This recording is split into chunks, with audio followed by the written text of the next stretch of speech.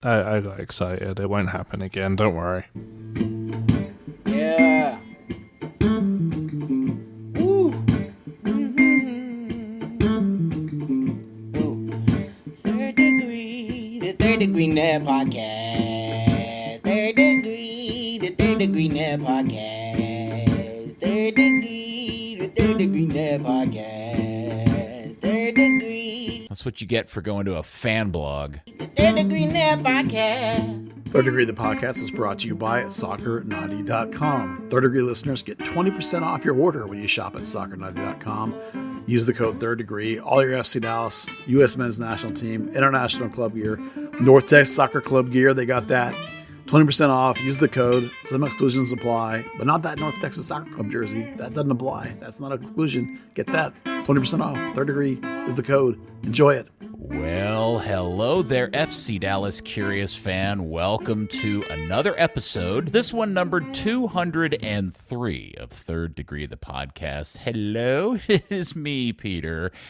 And I'm feeling pretty happy today, pretty joyous, but then I have to turn to my other friend who's probably not feeling as so joyous with the announced demise of Soccer AM, Dan Crooke. Sorry, Dan. That's all right. I still thought I'd bring the average age down a good decade or so. Why don't you tell the pod listener who probably is not familiar what Soccer AM is and why it is so important to young Dan Crooke? It's Saturday morning cartoons for adults that like sports. It's just kind of soccer comedy, football, British football comedy, right? That's pretty much it in a nutshell, yeah. And guys trying to do football tricks out on a fake field, right? Hit the bins and things like that. Yeah, they would have like the quote unquote fans of the week. So like 10 people kind of, before going out to a game would go sit there as the audience and then try and take these acrobatic volleys and look like complete idiots. It was magical, wonderful. Well, they announced today, the BBC, that they are ceasing production of that show at the end of the season. That was Sky Sports. Oh, Sky Sports. Excuse me. I'm sorry. Good Lord. It's like when I accidentally called Andy Peruvian. Wow. Yeah. Boy, did I. Has he spoken to you since? Yeah, this was many, many years ago. And if you ever wanted somebody to see lasers come out of their eyes and burn a hole through your skull, that was the day.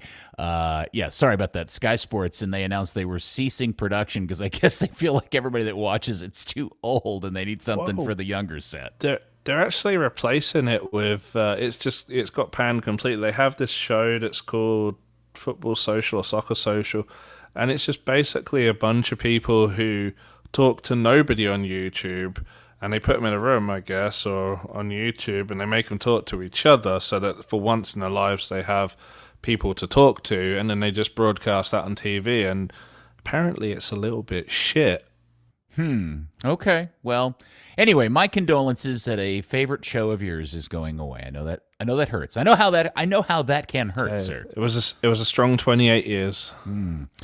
Well, the Tick didn't run that long, but I remember the day I found out they weren't doing another season, and I cried a little bit. All right. Also, of course, your hero, my hero, everybody's hero, editor, founder of thirddegree.net, the amazing Buzz Carrick. Come in, Buzz. Peter, just a little bit of news for the Third Degree follower out there. Just a tiny bit. Yep. News, Third Degree news. We've got a new shop coming, the URL for which is some convoluted variation of the company that's doing the merchandise. So the easiest way to find it is to go to Third Degree, and there's a button at the top that says shop. That website will be launching on the Monday, the 27th. So before we do a podcast after this one, obviously. Is that where I'm going to be able to get my Third Degree branded CBD gummies? No, they do not have CBD gummies, I'm afraid. It's mostly merchandise and not, stuff you could eat. No CBD stuff. Buzz, CBD is all the craze, and I figure if you should get in on that if you can. Yeah, maybe I should, but that's not what these guys do. So, it's a order as you like, kind of, they print it when you order it and they send it to you, and we've got a variety of stuff on there. So I got rid of the old people that was pissed off at, and I got a new group, and it's an invite only kind of thing for people that have podcasts and Twitter followers and websites. So it's really good customer service on my end.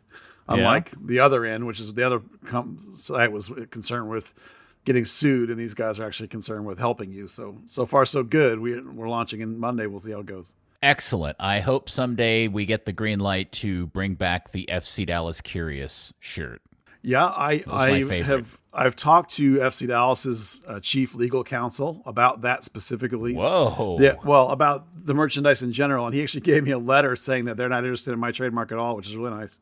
And he said that he'd be willing to work with me on stuff. So if that's the one we want to go for, then I will go reach out to him and say, hey, can we work out a way to be able to do that? Because it is the tagline of this podcast. So yeah, maybe they might let us do that. Generally speaking, we can't print stuff that says FC Dallas on it. And that's fair. It's their trademark, understandably. So we were kind of doing that one because of the tagline of the show. And obviously, we ran into a problem before because Major League Soccer objected. But if I can get FC Dallas to give me a specific letter that lets me do that one, then I can bring it back. So hopefully they'll do that if that's the one we decide we want to go for. All right, I got an idea. If they reject your request, yeah, the way around it is to do a mashup of the FC Dallas Curious shirt and the FC Dallas misspelling. Yeah.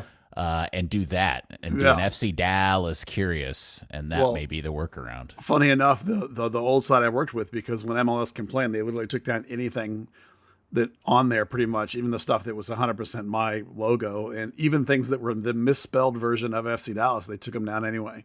So, they didn't take mine down. Well, they didn't see yours, I guess. They got a hot button for me. Maybe I'm selling more shirts or something. Well, not that we sell that many. Very few people bought my FC misspelled Dallas shirt. Yeah, and probably for good reason, because whenever I wear the one in public that I actually bought for myself, I always get asked, why is it misspelled? Yeah, but then that gives me the great opportunity to tell the great story about what it's referencing. And okay, excellent. Usually it's like the story where an FC Dallas game, and people ask me if my kid plays for the youth club, and that's one of my favorite stories. Is a lady asked me that, and I said, no, the pro team. She said, there's a pro team, and I pointed the stadium, which is literally across the field. Who do you think plays in that big giant stadium right there? And she was like, oh, I thought that was high school football. Oh my god! Literally, well, it is actually. Yeah. Ironically enough, it could be worse. There was that time in the stadium at a press conference for the National Soccer Hall of Fame. A journalist asked, "Does Dallas have a pro team?" Yeah. And Andy Swift pointed to the outside of the stadium and said, "Yeah, they play here." Yeah, that's typical.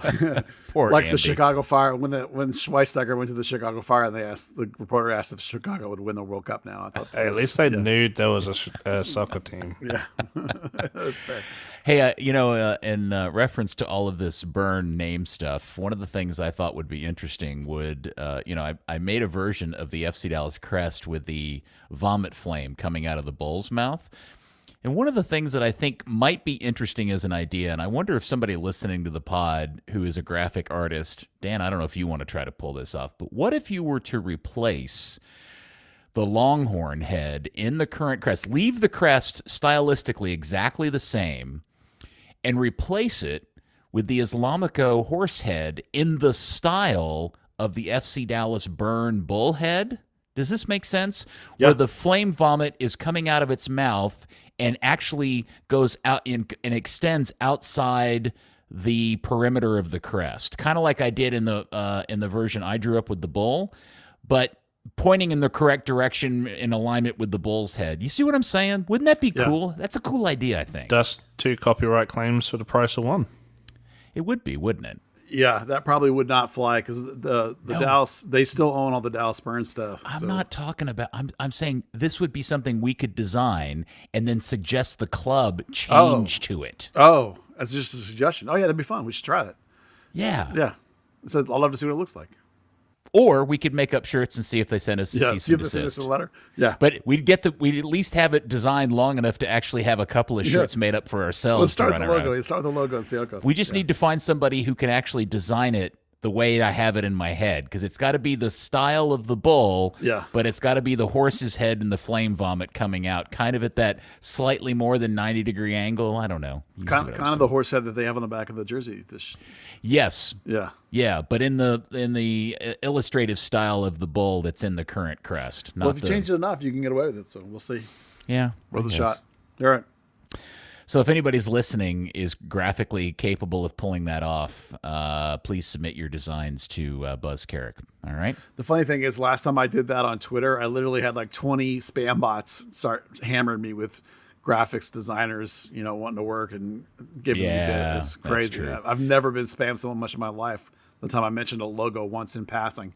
Yeah. I wasn't even talking about my logo. I was talking about somebody else's logo, and I got spammed by 20. It was ridiculous. It's crazy how those bots will suss that stuff out and just and dogpile on top of you. It was ridiculous. By the way, and I don't mean to do this to poor Steve Davis and start the show off with Kit Talk, but now that we brought this up, I do have to ask, did you guys happen to see that super kick-ass design or kit campaign by the Marshall Islands?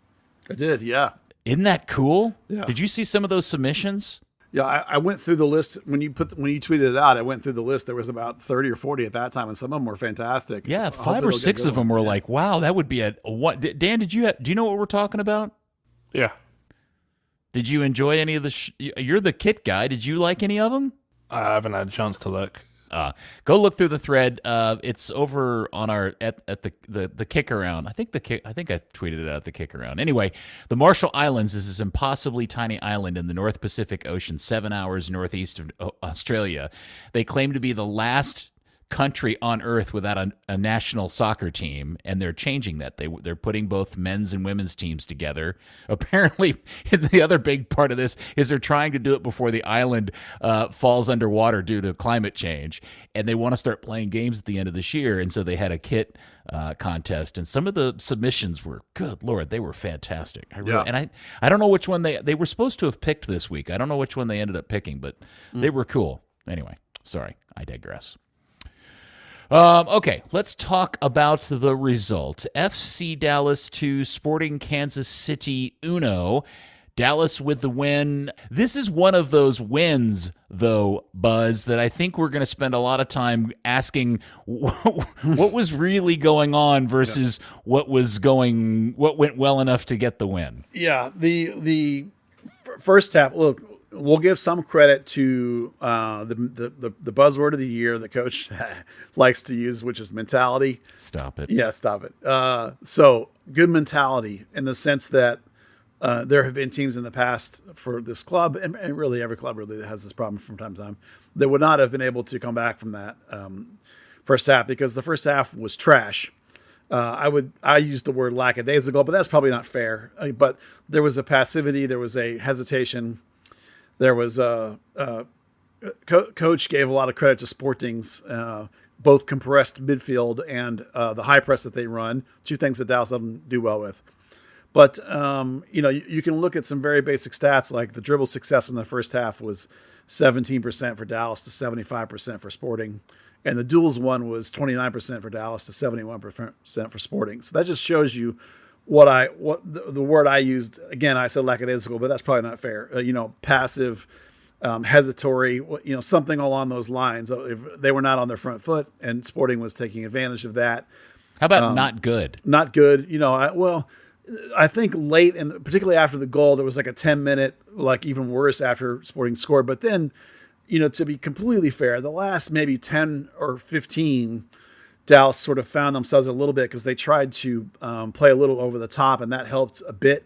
And they were able to get a couple of good chances late in that half. And I think that galvanized with the coach talk at halftime, where he, sort of got them to believe that, like, hey, that stuff we were doing there at the end, that's the way to go. We can take this game. We're better than this other team. And they sort of had the belief and the mentality to rally. So there's a lot to take away in terms of the negatives of the first half and the things that Dallas always struggles with under this coach the last year and a half now, basically, and it even goes back to Lucci, to be frank. Those problems are still there, and they're going to be there for a long time. And they found a way around it with the things that they do well, and so you can walk away from the win and think, okay, good, that was a win. But at the same time, you can say, oh yeah, there were some big problems that still are what keep this team from being really, really top of the charts. Great at the top.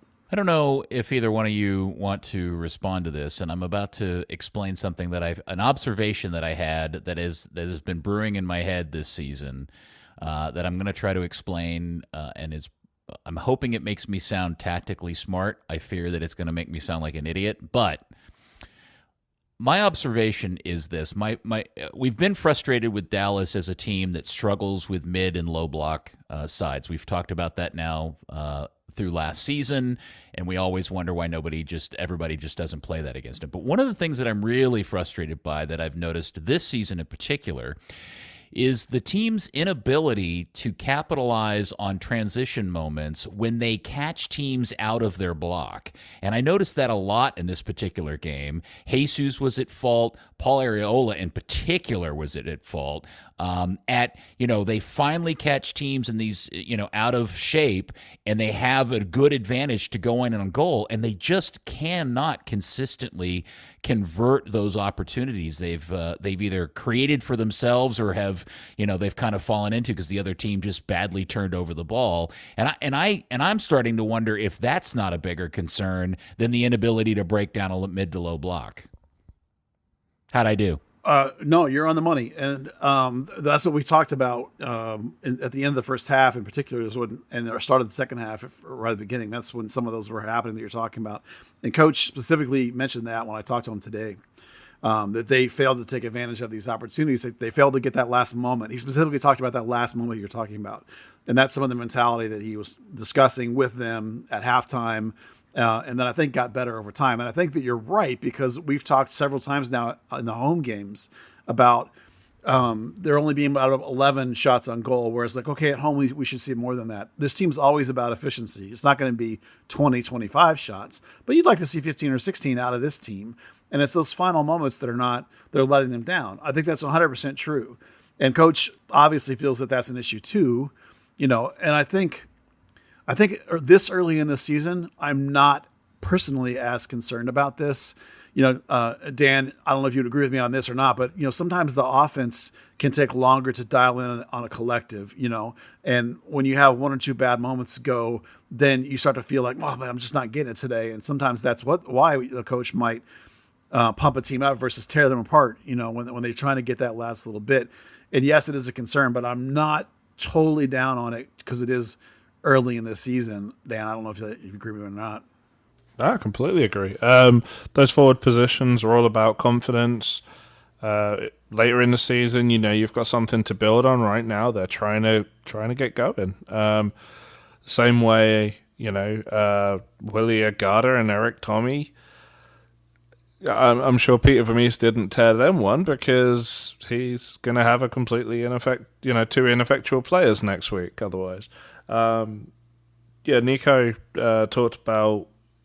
I didn't obviously go to practice, but I did ask him about what were the changes first half to second half, any tweaks that he made.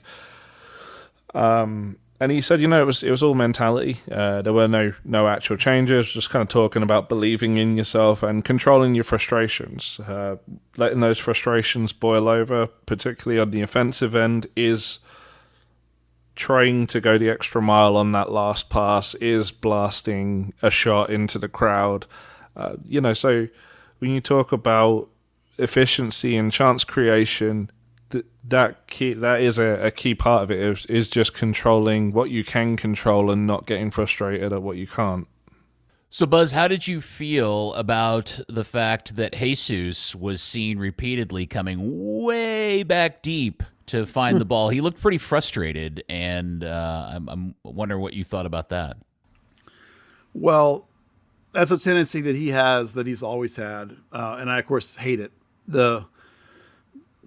When you're a young player, sometimes, particularly in his shoes, where he's seen as like the big guy up front right now, he's trying to do too much. You have to have a certain amount of trust for your teammates. Now, that frustration came because of the way Kansas City played. Particularly, they pressed the Dallas center backs, making it difficult for them to play out of the back. This particular group of defenders that Dallas has right now is not great at passing out of the back. And I know it's really only the loss of Hedges that makes a big difference, but part of that is that Paz is not particularly great passer as a keeper. So that's a deficiency. And so they have trouble getting the build out sometimes. It's better when they get it wide, but the center backs are kind of the problem. And then on top of that, the other thing Kansas City did was they didn't play a low block. They played a mid block, and they have 3 in the middle and 3 up top, and they squish it down to where it's like a 20-yard block. And that's where, the outlet passes that ordinarily you would have to your 3 central guys, Paxton, Leggett, or Edwin, those are basically not there. So they're stuck trying to go around the end, wide and around the side through the outside backs, or play in behind. And now Dallas doesn't really have like an get behind you kind of guy. They miss a vertical component in their starters. And then on top of that, this is why I thought in the first half, I kept thinking to myself, man, I really wish they would switch to a 4 and spread their guys out so they would be better able to go around the side. Don't jump too far ahead. I know. But this is why, that feeling of they can't get through the middle is why Jesus, who's a player that's pretty good at line breaking, he's not a dribbler, but he's a good line breaker. He thinks to himself, I better come back and help. And then he overdoes it. Yeah. But that's not what you want. Nobody wants that. I mean, it's fundamentally a flaw in his game that he tries to do that too much. It's just a young guy who hasn't learned that, okay, if I get 0 touches, it's not my fault. I need to stay up here because my teammates need me to be in the right place for when they finally break the line. If you're not there when they finally break it, then what? Then you fall apart too. And that happened in the first half a couple of times when they would break through and Velasco or Paul would turn to go and Jesus is not there. He's like 15 yards too far back. So again, this is an issue. The kid's a kid and he's not a $100 million player. He's a whatever he is. Maybe it's a $10 million player. So he's got flaws in his game still. And that's the biggest one, is that desire to do too much. And he's going to have to corral that. Again, it's early in the year. He had not the greatest winter you would want to have. So maybe he's trying to press a little bit too much. And I hope the staff recognizes that, because usually when he does that, the next game he doesn't, because they get on him about it and he stops. And then he gets tight again and he goes he comes back and does it again. So hopefully this game they're going to go, okay, dude, stop again and stay up there. Yeah. For all of the fretting over the wonkiness of the attack so far this season, there are moments where things really click and the team is capable of playing some really, really beautiful soccer. And that is exemplified in the opening goal for Dallas in the 55th minute. The sequence of passing and just kind of interplay between everybody that ends with Legett's kind of leave behind for Velasco and Velasco's right-footed shot. That's about as nice as we've seen out of the group, and very promising, and probably should spend some more time just focusing on that sequence. Yeah, it's a lovely little, I won't quite call it a good give and go, but it's an inlet pass and then a layoff, which is a really nice sequence, really unselfish by Leggett. Leggett, again, had a poor first half and a good second half. He's very inconsistent this year. I'm hoping that he'll find, he had one really good game and then he had a really bad game, and now he had a good half and a bad half. In the end, Dallas has got 6 goals on the year, which is, 4th in the Western Conference in goals for. Now, they're not St. Louis is 11, but in the end, it's not like they're a terrible offense. So our issues are small concerns, and they have to do with the greater health of the team in the long term. But, we see these little errors, and then we see these nice plays where you see Velasco integrating with the team. You see there's a good cohesion and chemistry with all those guys up front. There's still, I think, a problem when O'Brien comes on. There's a disconnect there. They need to get him more integrated. The guy's got some tools, but it's at the same time, it's like if he's not on the same page. Like the last game, he had 3 key passes out of his total 9 passes. The problem wasn't his impactfulness. The problem was he only had 9 passes.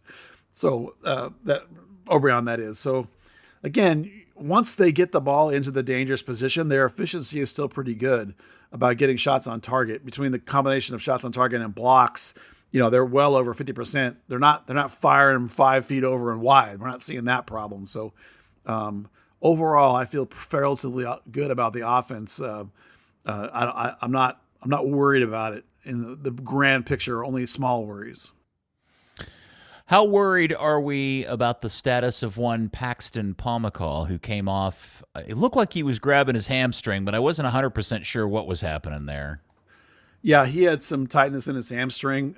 He had an MRI earlier in the week. Coach said the MRI was negative, so there's no actual damage to his hamstring. He did train today, and he basically split time with Alejandro Uzura, who's the young 16-year-old they've signed from the academy. They basically rotated, to keep the load down on Paxton. And Coach said he's effectively just sort of day-to-day. They're going to see how he reacts. So he, it's 100%.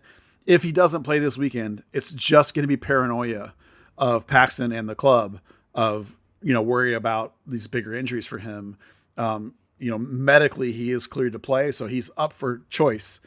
We'll see what happens. But, I think you can see, Dan, when he came out of that game, there was definitely a loss of, I don't know what you'd call it, possession or cohesion or emphasis in the midfield. Something happened when he came out for a while there. I mean, we like Siki, but it was like you could clearly see a drop off big time, I thought.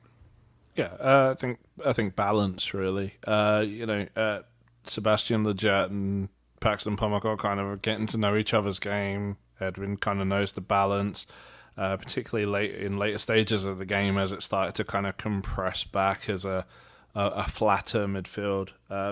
Coach did say, though, earlier in the season, they are trying to be more conservative with those sort of, issues of soreness, not risking losing a player for a long period just for the sake of 20 minutes in a game. So, yeah, I didn't get into the locker room in time to speak to Paxton because of the way they're structuring it this season, but nobody seemed particularly concerned. Obviously, if he's in some form of training on the Wednesday, then he's in contention to play it or at least factor in some part.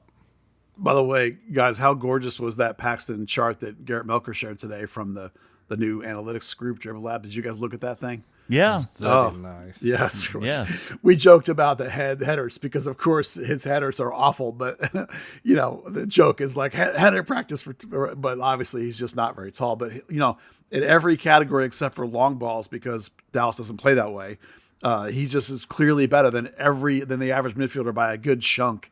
And some of the stats were just mind-blowingly good. Phenomenal chart. I love those things, and he's such a good player. Yeah. All right. This is actually a good opportunity to bring this up. Of somebody that follows you on Twitter, and I'm not gonna give their Twitter account away because I don't want them to feel like I'm picking on them. But this person after the game, or I guess a couple days ago, tweeted you the following: I believe we need a playmaker in the midfield. We struggle to build up through the middle. Paxton has been playing excellent so far, but we need someone with better vision and technique.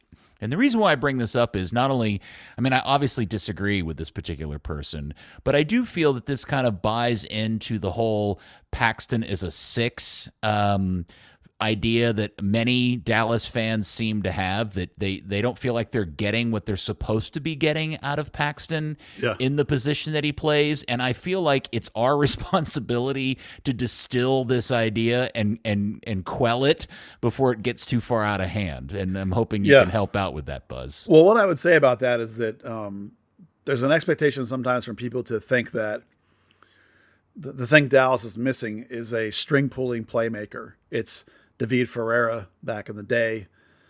It's these guys that it's Mauro Diaz, these guys that can make these game-breaking passes that just shred defenses apart. And Dallas does not, this current version of Dallas doesn't play a system that has that player in it. It has a 8-8. So if you expect Paxton to be playing that kind of role, now there are people in the past that expected him to play that way and they played him in that position, but he doesn't play that position now. Now he's a pure linking 8. And this club, in the other position, so like if you think you need a playmaker, the guy you'd be taking out of the game is Sebastian Lletget. He's the one, now it's still an 8, but Lletget is the one that has the slightly freer role and is the guy you're looking for to get the assists. So if you think you need a playmaker, it's Lletget that would come out of the game and not Paxton. Paxton would drop deeper, and it would end up looking more like a double pivot than a single pivot if you wanted to go that route. But that's not what they do. They play a single pivot with a 8-8. It's a different system. Yeah. There is no string pulling 10 in this system. There's no Mauro Diaz. There's no guy that's going to have 15 assists out of the midfield. This system is built differently. You're going to have... It's the difference. Yeah, go ahead. Isn't it the difference? Because I think a lot of people are like, why doesn't Paxton or Leggett play like Driussi? And which is and maybe explaining the difference in how they play a 4-3-3 versus how Austin plays, really, which is more like a 4-2-3-1, but is also a 4-3-3. Yeah, well, it's a different system completely, and Austin plays a very fluid system. And Driussi has a lot of freedom to roam. He probably plays more like Mauro Diaz. The As thing a 10. Yeah. Well, and even then he's drifting all over the front. He's not a wing. They give him the whole thing is set up to that guy can go anywhere he wants to, which is the way Dallas played with David Ferreira way back when. So it's a different system. You can compare it to the way LAFC plays, with Carlos Vela, who plays more like as a wing. It's the Dallas system is set up where the wings and the 2/8s are basically 4 guys that are going to get your assists. You're not going to have one guy with 15 assists. You're going to have 4 guys with 5 or 6 assists. Mm-hmm. That's the way the system's set up. You could argue that you'd like a guy that had a little bit of a better final ball, perhaps, but it's not. It would be more than, unless you're going to pay just an absolute obscene amount of money. You're not going to get that in a guy that can play an 8 role, and not at this level, not in this league, and not at this price point. That would just be an absolutely. I mean, you're talking about $60-70 million player. You can't. You're not going to get that in this league. You're not going to get De Bruyne to come play in the midfield with Paxton. You know what I mean? It's not going to happen. Mm-hmm. So, you're left with 2 guys that are going to work as an 8. They give Leggett a little bit freer. Now, the coach would say that they both have that role, but I don't think that's quite true. Because, whenever there's work to be done deep, it's Paxton. He comes back and works. Leggett isn't lazy, but he doesn't come back and hardcore dig balls out. Now, when they block it up, those 3 guys are flat across. That's different than what I'm talking about. I'm talking about that hustle back play that Paxton is responsible for to come get in next to Heba when they're trying to counter or whatever. So, if you want to get a playmaker, you have to change systems. You have to go 4-2-3-1. With a pure 10 underneath, like they played with Mauro Diaz in the early Oscar days and gave up on. They gave up on that, and they started putting Mauro at full swing. You remember trying to figure out how to use him. So it's not as easy to do. Matt Doyle says the same thing about Dallas. He says they need a playmaker. I don't know that that's true. Not without spending crazy money. Well, and you know what? And they may have a playmaker. They may have it in Velasco. It would be interesting, weird to see the team play more of a traditional kind of the Austin setup with Paxton and Cerrillo or whoever kind of holding back a little bit and letting Velasco play more centrally. But then who plays on the left wing and all of those things. I mean, and it also just kind of opens the team up. I mean, clearly Nico has set this up the way he has because he's trying to be solid defensively first and trying to maximize the attack from there. But that's also the byproduct of that is this thing that we talk about a lot, which is they're just not a big chance creation team.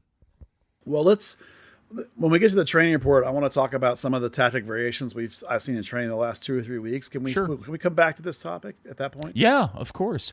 Just kind of finishing up on the game in particular. Obviously, the big moment of the game is the penalty shout. One of the things that I wanted to ask you guys. Now, maybe I'm wrong about this. Maybe I'm recalling this incorrectly. But my sense is this is maybe the 3rd or 4th incident with Paz giving up penalty kicks in collisions with strikers. Am I remembering this wrong? Are we seeing an odd number of this from a guy that's been with the club for this short amount of time, or is it pretty normal amount? Dan, I don't know if you remember. I remember a couple, but it doesn't feel out of whack to me. A couple of the center backs they have right now are not particularly athletic, so I think he's probably being fairly aggressive sometimes when those guys are a little bit slightly less mobile. Yeah. It doesn't feel. Dan, where are you on this? I don't think it's been excessive by any stretch. I thought he was really unlucky with that. The one that was a penalty. That ball from the Ben Sweat was just phenomenal. Just absolutely opened up the defense, and he comes out looking for the ball, and Agada just turns. Not a whole lot he could do as soon as he went down. you kind of saw it was about to unfold the way it did. We can agree he got very unlucky on the VAR decision to insist on retaking the penalty kick. I thought, did anybody definitively see that his foot was not on the line? Yeah, the in the goal angle, you can see he's inches. like 2 inches Really? off or an inch and a half off. Yeah, it's off. I mean, I thought it was, you could argue that that's a pretty harsh call, but he's, it's an inch and a half. Because Paz even said that a little bit today where he talks about his technique, where he leaves the 1 foot behind, he kind of drags that foot and powers off with his other foot. And he's like, he thought just the hesitation dribbles just maybe got him to be, half an inch too far, and he really was. He's just, his foot is, it's barely off the line, but it's off the line. So he saves the first one. Okay, they make him retake it because his foot's not on the line. But then he makes the second save, and somebody, I think Garrett or somebody, tweeted a really interesting story about how that came to be. Was it Dan? No, that was Garrett. I asked Nico about what he said to him.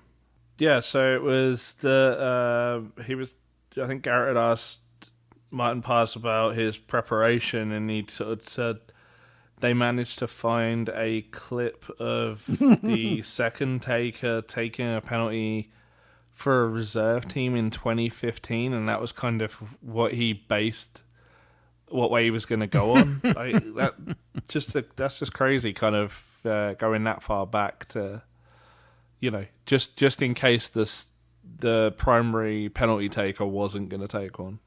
That is crazy to have dug up a 7-year-old clip of Eric Tommy taking a penalty shot. That's nuts. The one I had was on the later penalty when he was shown the red card and Nico held him at the half. So what did you say to him? How do you kind of keep him switched on and engaged? And he said, just kind of held him there. There was that incident in the Nottingham Forest Newcastle game where it was similar, and VAR had overturned it based on the offside, and they'd seen on the iPad that they thought there was an offside there. So he made a point of reference in the incident to the fourth official, but loud enough that it would be picked up by the microphone that goes back to the VAR. Cheeky. Now, my question about that incident did anybody ever get to the point of saying that Paz's insistence that he hadn't actually touched the player, like if they hadn't decided there was an offside, was there any chance that was going to get overturned because he didn't actually foul the guy in the first place?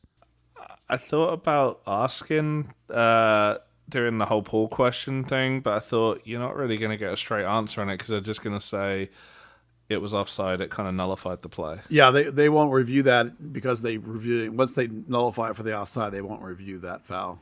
Well, it was a big day for Mr. Martin Paz. He got to wear the cowboy hat after the game and seemed to enjoy himself quite a bit. And I'm sure had a lovely evening with his supermodel girlfriend afterwards. Now, in terms of the rest of the game, and I want to get back to something Buzz brought up earlier, which was the real turning point, which were the substitutions and the shift in formation, because it didn't take Dallas very long to capitalize on exactly what you were talking about, Buzz, which was width. And I thought it was a fantastic moment from the new guy, as I like to call him, Giovanni Jesus. I know it's wrong. With a perfect cross and a Jesus kind of almost finish and then finish, and things were feeling good. Yeah, perfect example of a formation change to attack a team in a different way. They overloaded, and this coach is a big believer in overloads. They overloaded the left back, Dallas right side, their left back. Got a turnover. Jimenez's movement creates open space for Jesus, who has his initial touch saved and gets the second one. But perfect example of how you overload a guy. Really great cross from Giovanni, who has shown himself to be a really good crosser. Great example of team concept, execution, substitution working as intended. I wish they had done it earlier. But, overall, a really nice play. And that shape is one we'll probably see more. Again, we'll talk about the various options they've been using lately in a bit, but a really great move across the board. I mean, everything about it was fantastic. Yeah. Now, What this leads me to is this question, which is if Paxton is held out this weekend, proactively or for a cautionary reason on the hamstring or whatever it is there a chance that he'll try a different formation, maybe a 4-4-2 or 4-2-3-1, something that may put Jimenez in there along with Ferreira? Yes, potentially. I don't know that it'll be Jimenez yet because he hasn't played a game since like October. So like not a full games, but that's the variations they've been using in practice this week. The different things that they're looking at and considering, whether depending on whether they're going to have Paxton or not, will make a difference in which one of these things they're going to try. There's the base 4-3-3 they do. There's a 4-2-3-1 version. Again, that's a double pivot with two guys deep and a 10 in front. There's the 4-4-2 version that you've seen that has Jimenez in it. There's a version that does not have Jimenez in it too. That's also in consideration. And then don't forget they also have a 3-4-3 version. So all four of those got worked on this week. In the 4-4-2, if it's not Jimenez, who's the other striker? Well, there's a couple of options. The person I saw do it, I saw two different people do it today, but overall I've seen Obrian do it, I've seen Velasco do it, and I've seen Leggett do it. So it just depends on your personnel matchups and what you'd like to do. I don't want to get too deep into what I think they might do this weekend. When we talk about LAFC later, I'll kind of give you some breakdowns of what I think are the most likely options, but I don't want to spell it out completely. Buzz is a sellout. Buzz is a sellout. He's a shill. Yeah, well, I think we can communicate to the fans what the options are without giving it away. You know what I mean? Is that fair? Yes, of course. But yeah, overall, this is getting ahead a little bit. We'll go and do some of the training stuff. Jimenez, like I said last week, Peter, when you asked me, he's not ready for a 90. But you saw he got 20 and it was good, right?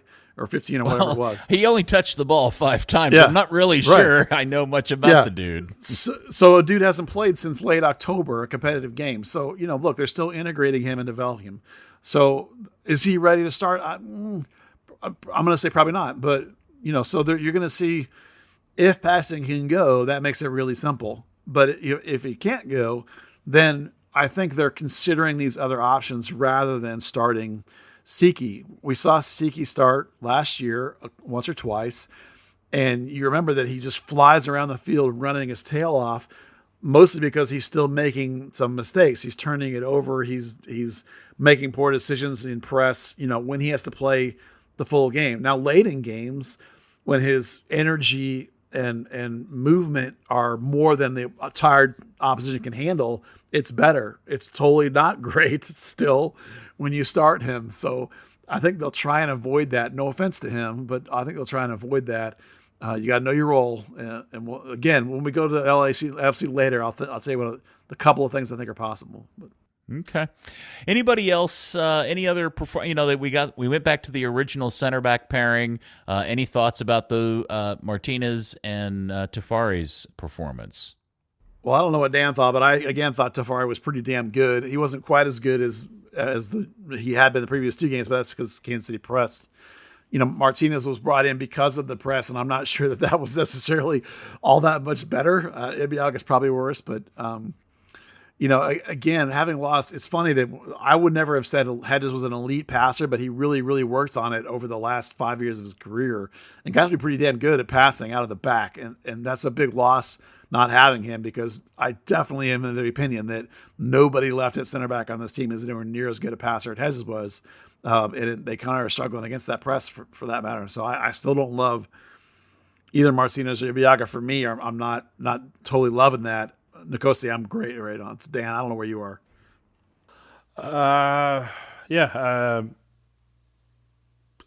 Sorry, Tafara's name just escaped me. Then, Coase was I thought he was excellent. Honestly, I didn't get to see much of the Vancouver game for reference, but for a comparison at least. But yeah, I thought he was solid. Passing out the back looked decent.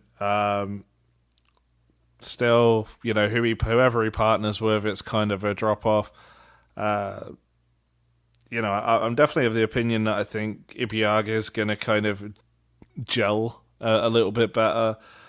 Martinez, his passing range is really just sideways, backwards, and into trouble right now. And I just don't see how, there's not going to be any greater gelling with the team that's going to improve that. But yeah, I mean, Hedges, maybe not an elite level passer, but for an MLS centre back, as close to it as you were going to get over the more recent years, and we're definitely, seeing a loss of that. Buzz, did Mr. Cirio perform in a manner that will worry you about getting another start next week? Oh no, I thought he was fantastic. Did you know? Maybe this is the stupid. Maybe FB Ref is reporting he didn't have any tackles in this game. Well, he doesn't tackle. Evan's not a tackler. Yeah. Well, listen, I have always said, and I don't know if you remember me saying this or not, but I have always said that a really good 6 doesn't necessarily tackle. Good defense from a 6 is often about positioning. It's about turning plays back. If you're tackling as a 6, I think you've made a mistake. You've got to read the game ahead of time, and you've got to anticipate, and you've got to get back. But if you look at Edwin's game, right, here's what I mean. He had 7 recoveries and 3 intercepts. Both of those things led the team. So he's turning play. He's getting it back. He also had the 3rd most touches and the 2nd most pass receptions and the 2nd most progressive passes. So he's becoming the fulcrum of the team. They're now ready to, have the thing sort of built around him, which is what a pivot is, right? He also was 2nd in blocks and he was 3rd in carries.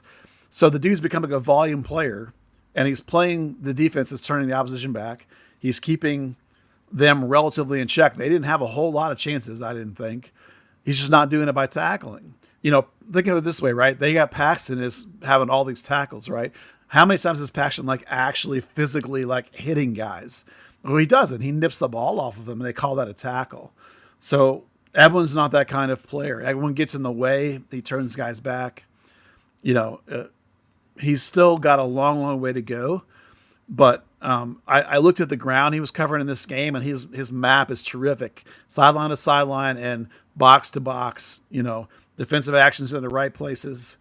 I thought he was really good. He's progressing the way we want him to progress. Now, he's not elite. He's not going to be an all-star. Is he still one of the worst players in this team? You can make an argument that of the front 6, he's the worst guy. But again, not everybody's a $10 million player. Yeah. That's not a really... Well, by the way, I knew you were going to answer the question that way. That's why I asked it. But Mr. Leonel Alvarez would disagree with you about 6's tackling because everybody's different. Yeah, who's the best 6 in the world? In your mind or my mind, or either one? You're going to say Busquets. He's in the conversation, right? Yeah. How much does he tackle? Not very much. Yeah. But how about Casemiro tackles all the time. Yeah, everybody's different. How about João Paulo in Seattle? One of the best 6s in MLS. Yeah, doesn't tackle at all. No, I'm just saying, look, there's different ways to play the position, and I'm okay with Edwin not tackling if he's high in these other categories. And again, we talk a lot about having an American 6 and the value that it gives you. If you had to spend $1 million a year at that spot on a second player because Fagundo's already $800,000 or $900,000, he's not getting it done. Right, that would be terrible. You don't want that. So I'm happy with where he is. I'm happy with his progression. I thought he played really well too. Yeah, I just was it caught me off guard when I saw that he didn't have any tackles, and I thought that's a fun question to ask in the pod. Why I did. Yeah, I 100% believe that if you've made a tackle, you've actually made a mistake somewhere. Okay, says a 6. Center back's tackling is different, but as a 6, I think you shouldn't have to. Again, my apologies to Mr. Leonel Alvarez. Please don't come to my house. Go to Buzz. Well, Buzz. some of what he's doing that Edwin doesn't have is game control, and stamping his personality and scaring people. Edwin could use some of that. You want to have people afraid to come into your zone. Edwin doesn't have that, but it's the scariest MFer. Right. There's a different ways to play the position. It's okay. For sure. Yeah. I mean, I would say that Edwin's game control and his personality in the game that you can, sometimes you want a 6 that you can feel that they're there. I'll use one of my favorite 6s of all time in this league, Kyle Beckerman, as an example, right? I think you could feel Kyle Beckerman's presence in the game, yet he doesn't strike me as a guy that crushes people like Lionel did. So, No, Edwin comes off to me as a guy who low-key talks about your mom under his breath. yeah, he's a pretty quiet dude. He's not a particularly boisterous guy in general. So it's like, he plays like his personality, which is not horrible. Jordan Stone, you remember, was too likable too, right? He had the problem. Remember, Oscar tried to get him to be an asshole all the time, and Edwin could use some of that in his game. He really could. But, sometimes it's tough for these kids. Edwin's a pretty quiet, nice kid, so it's hard for him to be an asshole. He's getting better at it, though. All right. Yeah. Unless it's in Austin, and then he has a grin on his face and he's pissing people off. And he's knocking the ball out of people's hands. Yeah, that is awesome. You're right. He low-key does that stuff. He's not in your face as much as he is, like, clowning you and doing stuff like that. He keeps it low, but it's there. I dig it. Okay. Any other performances from the game we want to discuss before I move on to the next topic at hand? Yeah, no one's going to believe me, but I thought Ema was pretty good to Umasi. He had the defense. I do not believe you. Yeah, the defensive shape is good. He had 3 shot-creating actions, which is tied for Alan Velasco for second on the team. I just want him to be more aggressive offensively, and I want him to be faster in his decision making. It infuriates me. I think both those things can be true, and still think that, like, all things considered, he had a pretty decent game. Okay, fair enough. I would agree. And Coach, I've talked to Coach about this. It's the final third, which is weird because he used to be a winger. It's the final third that's not there yet, and Giovanni is better at that final third, so he looks really good when he comes in. Well, yes, because it took Giovanni all of literally 1 minute to get into that space that Tomasi seems afraid to get into, and I know it's a tactical difference in all of that, but it just kind of highlighted the thing that drives you nuts about Emma's game when Giovanni Jesus runs out there in a minute. He's already deep in the far right corner, crossing balls into Jesus. Well, again, they changed formations and they overloaded when Jesus came in. And remember, I just said Ema had the second most shot creation passes, and he had like the second most entry passes into the box too. Hey, you're ruining my narrative, Buzz. Quit it. I'm trying to bring facts. Sorry, never bring you facts to the narrative. I know. Facts. All right. If it's any consolation, Peter, there was that moment in the first minute or two where he tried to. I think he was running back to receive a pass, and he tried to dribble around a player and nearly lost it. And I just put my head in my hands and went, "Oh, here we fucking he has a couple bad moments." And the goal for them wasn't that a great moment by him. Or Nkosi, he let his guy go, all 3 guys. I think there was once Nkosi dinked that ball kind of out, Edwin was leaving his guy underneath where he thought Edwin would be, and Edwin had jumped between the center backs. So, miscommunication there, 3 kind of young, still, I don't know, not a great moment, but, Shallow was a good player, so.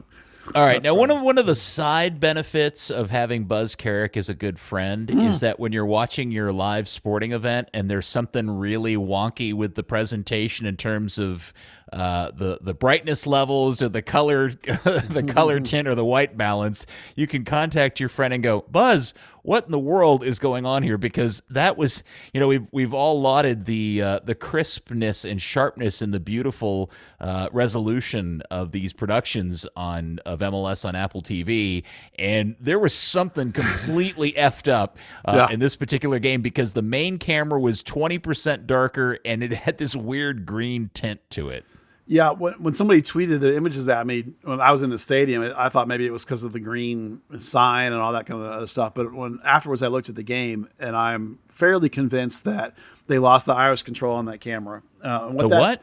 Yeah, so cameras. No, you muddled your word. The what control? Iris control. And what is that? Well, that's people may not know this, but the controls for the video of a camera are in the truck. They're not on the camera. I mean, they could be on the camera, but they use a remote control to do it. There's literally a guy who sits there, the video guy, and his job is to paint, is the word we use, all the cameras.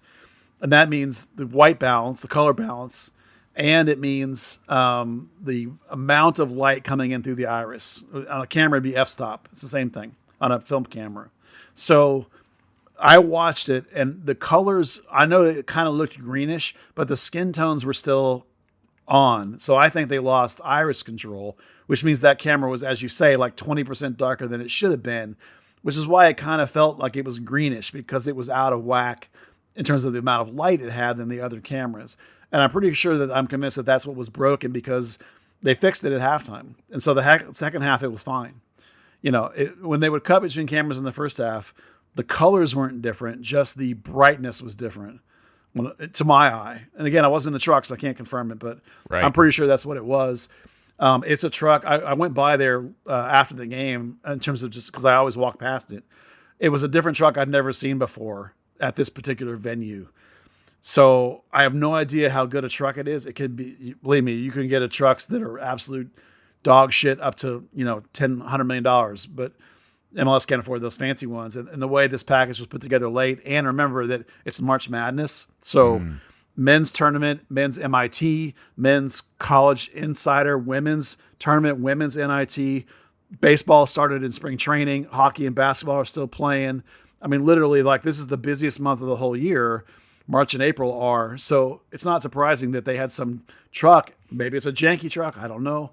I'm assuming that's all it was, that they lost Irish control. I think I could tell watching that game that the quality perhaps of some of the camera guys was not what it normally is, because those guys are probably all off working the big tournaments too. So not a great day for FC Dallas quality on the broadcast. It's not FC Dallas's fault. It's MLS now. It's Apple TV. It's not them. So not a great broadcast. But I did enjoy, of that broadcast, I really enjoyed Heath Pierce, though. I thought he was fantastic. And I really liked the conversation about David and Jesus Ferreira. I thought that was really good. Third Degree, the podcast. Come for the technical and tactical analysis of your favorite MLS team. Stay for TV game live truck production discussion. But speaking about the Heath Pierce, the play-by-play guy he was with, clearly hadn't done his homework on FC Dallas or SKC, and he just kept trying to go back to the whole narrative of Dallas is a really hot market on a 40-degree night. Yeah, that part wasn't so great. 4 or 5 times he tried to restart that discussion, and poor Heath Pierce just said, like, yeah, it gets pretty bad in the summer. I enjoyed the Heath Pierce. I got into throwing punches with David Ferreira in training every day. that was fun discussion. I found the two of them to be very vanilla and hard to listen to. I don't know. I guess I'm used to Mark. They weren't my favorite duo. Yeah. Good content, not great presentation. Is that? Yeah, a little flat. The public guy for me is okay and whatever. But Rogandino? Yeah. What you're trying to say is, in a regular podcast, I sound slightly less monotonous than they do. I did try to flip over and listen to, I guess it was Steve doing play-by-play and John Arnold doing analysis, but I couldn't listen to it because I didn't. The lack of crowd noise was really distracting to me. And somebody said it was in there, but I couldn't hear it. So I don't know if maybe it's my setup or something. I don't know. It was weird. Okay, thank you very much. Yeah, I didn't listen to it, and I don't know why it wouldn't have crowd noise other than technical issues, so I can't particularly comment other than I agree that would suck not having the crowd noise. Yeah. Was it that it had no crowd noise, or it was just the crowd noise was too quiet? I didn't hear any crowd. It sounded like two guys sitting in a room doing a radio broadcast. Because they do definitely get a feed. What, of noise? Of crowd noise? Yeah, they'll get like that, yeah. Yeah, maybe it's just not mixed in there well enough, or maybe it just wasn't coming across to me or something. Or maybe I happened to flip it on for a period of time where the crowd noise wasn't on, and I just gave up too quickly. But I don't know. Having not heard it, I couldn't tell you, but I would agree that would be awful. I'm still marveling over the fact they figured out the technology to sync up those two things and make it work right. I mean, it's. By the way, everybody should know this. Apple announced today, I think this is interesting in light of what's going on with MLS Season Pass. Apple actually announced today that they are moving their 2 Friday night MLB games behind the Apple TV Plus paywall. So all last season, if you wanted to watch baseball on Apple TV, it was free for anybody that wanted to watch it. Now you got to have an Apple TV Plus subscription to get it. But the other thing that they're adding to it is this local radio option that they've launched in MLS Season Pass, and they're adding it to the Major League Baseball thing. So again, keep your eye on what's going on with MLS Season Pass, because it's going to affect your other viewing of other sports down the road and how you pay for it and all that stuff. All right, what else did I have in here I wanted to talk about? Let's talk about LAFC. That is coming up on Saturday. I think it's, what time is that game, Buzz? 9:30, isn't it? Oh, that's right. It's the late game. late game, Which means we get a full day of MLS 360 before it. I have notes. So anyway, Buzz, what are you anticipating? What are you feeling like you can discuss without giving up the ghost? Right. For Dallas. Well, there's a couple. The one battle I know you'd be interested in, Peter, is the Giovanni Jesus and Ima Tuamasi. I'm still pretty convinced that Ima Tuamasi will continue to get that spot. It's the defensive cohesion. It's not there. Giovanni is a young kid, younger than Ima, and asking him to play under back against pressing teams is a little bit problematic. He's still not great at that part, in terms of team cohesion. So I think he'll continue to be a great late game threat. So I still think Ima will hold on to that spot. Nicosi, I think, is a lock. The question becomes, what kind of offense does LA run? And they got a couple of pretty vertical athletic strikers that play their 9 spot. So I think probably Ibiaga, especially because he played for them. So he'll know their tendencies. So I'm going to guess Ibiaga in there over Martinez. Because I also think LAFC is a team that'll want to play with you. They won't try and block you. So that lends itself a little bit to not needing Martinez quite so much for the play out part. And then the real question is Paxton. So can Paxton go or not? That's a day-to-day decision. He did train today, so he is not technically hurt.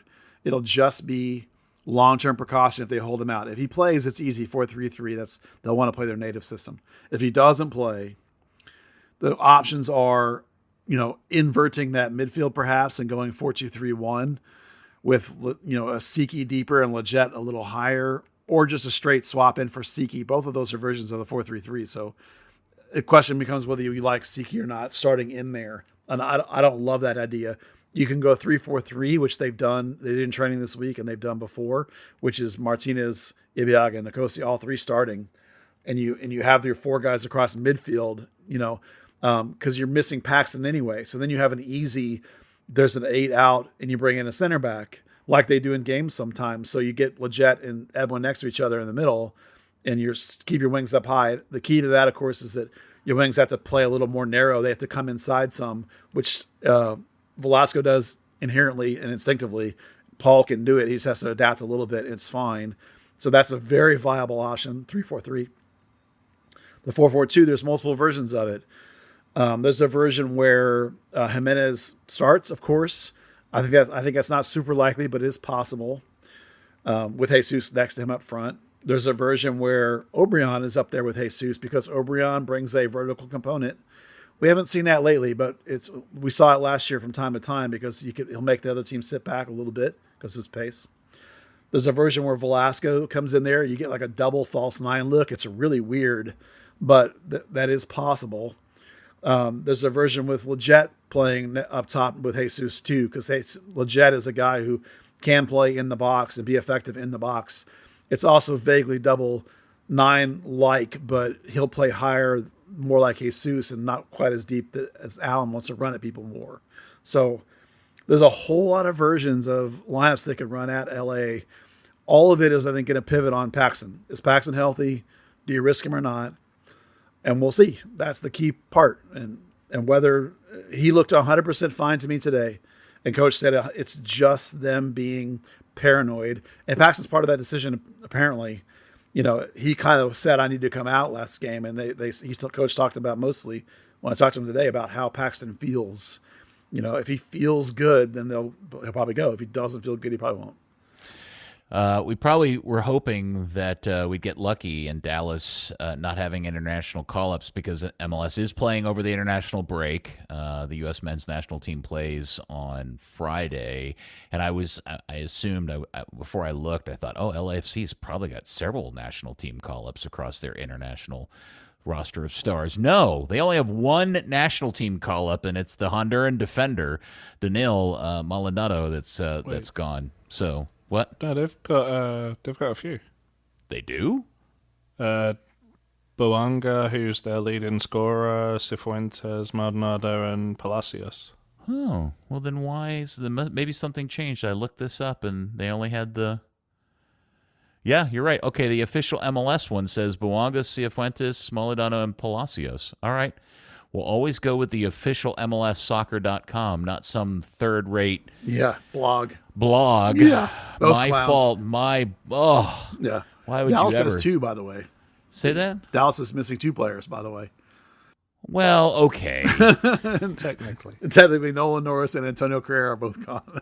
Okay, now I don't feel so Dallas- stupid. I mean, Dallas definitely benefits from the US deciding to do an all-European roster this time. Yeah, we all assumed Jesus would be gone. And he's Yeah. not, so that's nice. Well, Yeah. based on how Buonga's been playing for them, it's probably maybe maybe we should just edit that out and let me start over, Buzz. Buzz, when we were looking at this on the calendar, we thought Dallas would benefit from not losing international calls, but boy, howdy, LA's going to lose some guys, and they did. They lose Buonga, their star player of late. My save there? Do you like good you can just save. edit that other stuff out, Buzz, and just start there. No, and it's pick it staying up. in. For Well, sure. Okay. All right. Well, very good. Hey, I wanted to throw this out.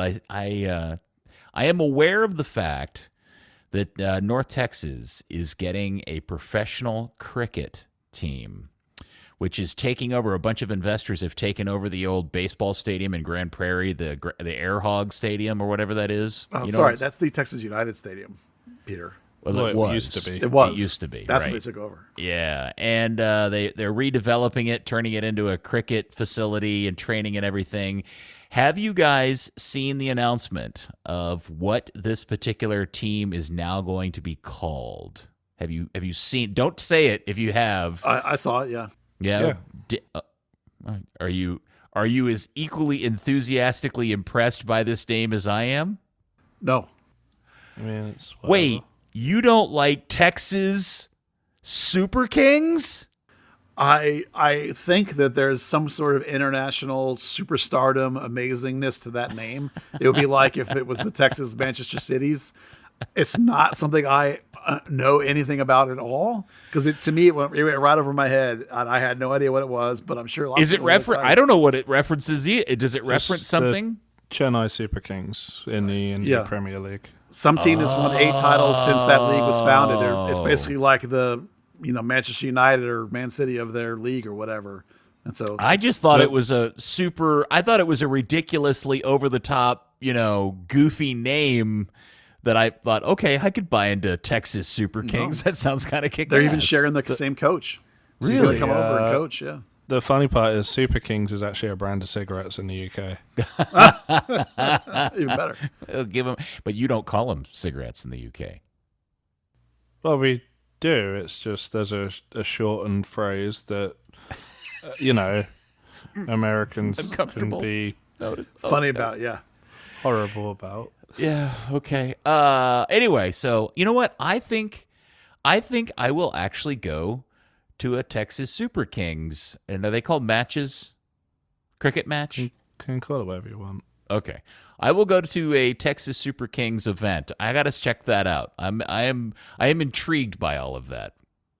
I will judge it based on how much drinking there is because that's what cricket's about. Maybe we should do a third degree road trip and all three of us go together. Maybe. Buzz doesn't seem too Yeah, interested Buzz, in this. Buzz has a lot shorter journey from the opposite way from the pair of us, so that probably That's wouldn't true. work so well. Are you, look, I do not understand cricket at all, Buzz. And I'm only interested now that I found out they're called the Texas Super Kings. No, I So- understand it a little bit. I find it's more boring than baseball, which is already boring. So I'm not Whoa, necessarily. behave.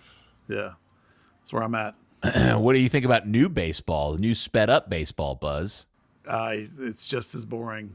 My feeling on sped up baseball is stop trying to change sports.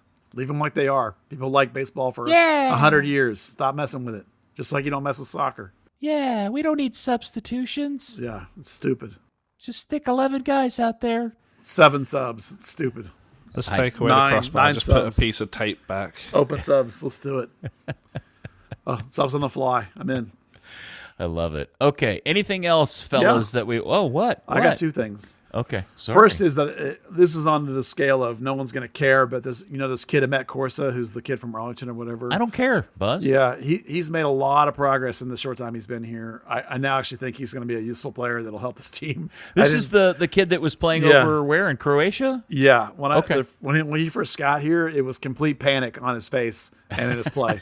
And he's now figured out that he's like, okay, no, I can do this. So he's okay now. So that's great progress from a young guy that is, it's a prospect player. He wasn't signed to be a guy. He was signed to be maybe he's a guy. Maybe he can help us in the long run. We'll see what happens. So progress from him is good. No one's going to care because he's not going to play, but that's good.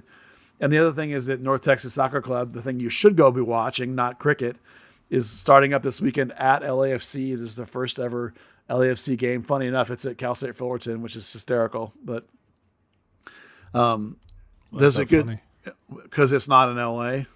It's way out there in Fullerton. No, it's the LA Galaxy, so who's complaining? Right, it's LAFC's team. They're not in LA. Is funny. It LAFC 2? Yeah. Ah, okay. So that's ironically funny if you're aware at all of the whole bit between those two teams. Yeah. So North Texas SC is, I think, pretty good. There's a couple of good players there that have a chance to come to MLS. They've got some signings that are chaotic and insane as usual. There'll be some academy kids that are going to be there. Isaiah Parker went down and played with him and got hurt, so he's out like 2 to 3 weeks. And then Nolan and Carrera are gone, so you might see Istone maybe starting this game perhaps out in L.A. So holy cow. Yeah. That'd be awesome. It would be cool. Oh, and one more thing. I teased on the my podcast teaser today that there was an important FC Dallas player missing from training, and that was Martin Paz, who was out just as a workload day off. A couple of big saves last weekend, a little bit of body contact here and there. So just no big deal that he was missing. It was just par for the course as part of this coach's Nico Estevez's management of players. Hey, is there any chance that the Hunts are considering following the MLS trend of renaming their MLS Next teams to FCD2? No. Let's have an FC Frisco just to really take the joke away from everyone. Yeah, that'd be awesome. No, because the league actually wanted everybody to do that, and they already were like, no, we're not doing that. They specifically want a different name. A couple other teams changed them, and they chose not to. I do have one other topic I want to talk about because somebody sent me a clip of Inter Miami's new training facility, their new training center. I don't know if you've seen it. It's unbelievable. It's just another example of a case where Dallas was ahead of the curve in terms of facilities 20 years ago, and now they are not. They are now way behind in terms of training centers because the MLS teams are now building these things that look like what the EPL teams have. They're these probably multi-million-dollar facilities that have this incredible equipment in them, and they're off most of them are on places where you have your fields are away from your stadium, so that's not the case for Dallas. But they're going to start to lose out in recruiting because they don't have this kind of facility, to my knowledge.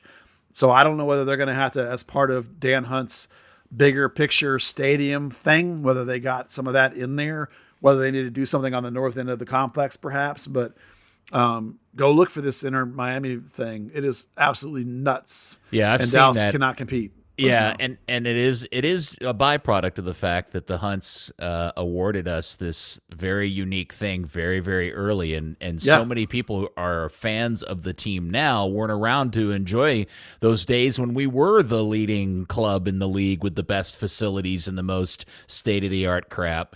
And now we're not, or the club is not, and don't forget. They took over a training facility for the academy that's like nearby. That's like an indoor kind of thing. But that's not what I'm talking about. This is a big. There are clubs in MLS that have spent more on their training facilities than Dallas did on the stadium. Yeah, these are big buildings that 20 have years ago. Offices. They have bigger locker rooms. They have whirlpools and freezers and weight rooms. And they look like NBA or NFL level stuff being done by these MLS teams. And if you're talking about free agent recruiting, talking about international recruiting, you're talking about the amount of money on players that this league is moving into. I think this is now, you're into the top 10 leagues in the world, really. You got to be able to compete with that stuff. You got to be able to have this kind of facility, and they don't. So I'm a little surprised that they managed to build it right next to the stadium. I was going to say Dallas is kind of in that rare air of having the training facility and the stadium in the same place and not 20 miles apart. Well, Inter Miami's is at that Fort Lauderdale stadium, which theoretically, quote unquote, is supposed to be where they're going to have their team 2 play, and they're going to build this thing in Miami that's going to be for their team 1. So it won't be long term, they say. We'll see if that actually happens. We'll see when that happens. Yeah, but in the meantime, it's next to the Fort Lauderdale thing. It's one big complex where their Inter Miami 2 is going to play there long term, theoretically. It's where Miami Fusion used to play. Sort of. They knocked it down, built a new one, but. Yeah, and by the way, this weekend I meant to mention this. The game for Dallas is being called by Keith Costigan and Maurice Adu. That's who we get for our play-by-play guys this weekend. I love Mo Adu, but this last game I listened to him and he talked way too fast, which is calling the kettle black because I do the same thing. Mo needs to slow his talking down. Again, it's not content; it's presentation, which is a big problem in this stuff. Presentation these days. matters. Listen, I'm in It TV. does. Production value matters. Content also matters. Content is king, but delivery of the content does matter. And Mo talks too fast. You might be right that Heath Pierce is a little flat. I thought he was great, but you lack a little more energy than I do. I don't mind flat per se, but Yeah, you and I talk about a lot about this, Buzz, and maybe this is us just being old guys, but there clearly is a talent pool of young up and comers that know how to do video production and do that part of it really well. What's really lacking, the huge delta, is people that can stand in front of a camera and present and talk on camera and communicate their ideas and thoughts without sounding like a robot or talking too softly or too fast or whatever, like 1,000 miles an hour. And that's really the biggest problem in my mind. I totally agree. Not just in soccer, that goes across everything. yeah, I totally agree. And I suck at it, and I'm still better than most of these people. So You're better than you give yourself credit for. Well, thank you. But I work in the business, so I know what a really good with like Mark Followell. I know what really good air guys sound like. I try and imitate them, and I probably do. That's why I say I think I do better than some people that are young. That need to work on it. But it just takes time and confidence in a lot of ways. But it can be a big difference between making it in this business and not. Is your ability to present. Hey, see guys I'm not. that get.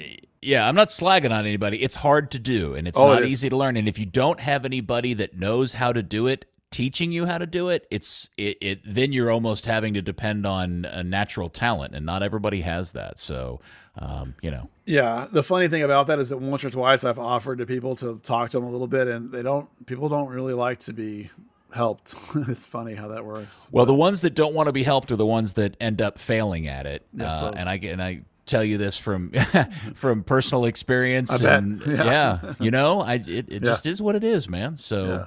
I'm always happy to help people out, but I stopped offering a long time ago because for that exact reason, Buzz. People get their feelings all bent out of shape. They do. It's easier to do when you're producing or directing a game, and then after the game, some young talent might be interested in hearing some feedback. That's different than it is when I know people like in the soccer world that are trying to do this kind of stuff, and I say to them, hey, would you like a pointer or two? And they don't know my TV background. They haven't just seen me produce or direct a game. And so they're a lot less inclined to take, I'm just some Yahoo with a podcast. They hear this and hear me here and they think, what does that guy know? It's different. This is not what I do for a living, talking. Right. I do the other side, and so I've seen a lot over the years, and I try and, again, I learned a long time ago, people don't necessarily want you to tell them what they're not doing well. So I rarely these days even offer anymore, but in the few times I have, people don't necessarily take it too kindly, to be frank. Then what's the deal with the weekly air checks you send me after every podcast episode? I do bad and terrible and all the ums and me stuff. Posting the podcast is not an air check. Okay.